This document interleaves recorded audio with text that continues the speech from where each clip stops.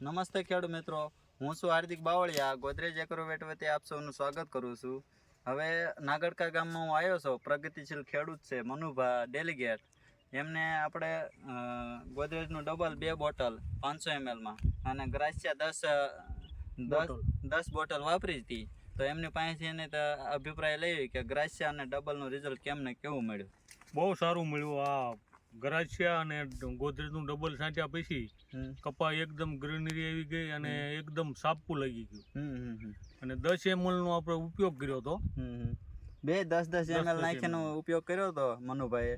તો તેમને ફાર્મ ઉપર જોવો તમે ડબલનું રિઝલ્ટ જોઈ શકો છો.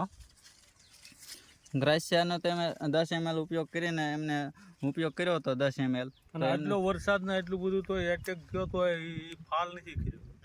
આ વરસાદી માહોલમાં ખેડૂત મિત્રોનો વધારે પ્રશ્ન હતો કે ફાલ ખરી ગયા. પણ આ મનુભાઈ વરસાદ પહેલાં જે ડબલનો ઉપયોગ કરી લીધો એમના માટે ફાયદાકારક છે. 10 ml નાખી ખેડૂત મિત્રો જો ડબલનો ઉપયોગ કરશે તો ફૂલ સાપકામાં ખરવાનો પ્રશ્ન ઓછો થઈ જશે. આ ઉપરાંત તમારે મનુભાઈ કંઈ કહેવું હોય તો? ના, બહુ દવાનું રિઝલ્ટ બહુ સારું. આમ બીજા ખેડૂતોને વાપરવા લાયક લાયક જ કહેવાય ને. આ બધું ખરીને હેઠવું પડે. આ તમે નજર સામે જુઓ છો ને. તો 10 ml નાખી. ગ્રાસિયાનું 10 ml નો માપ છે, ડબલનું 10 ml નો માપ છે. 10 ml નાખી કોટનમાં ઉપયોગ કરો તો વ્યવસ્થિત ગ્રીનરી આવશે.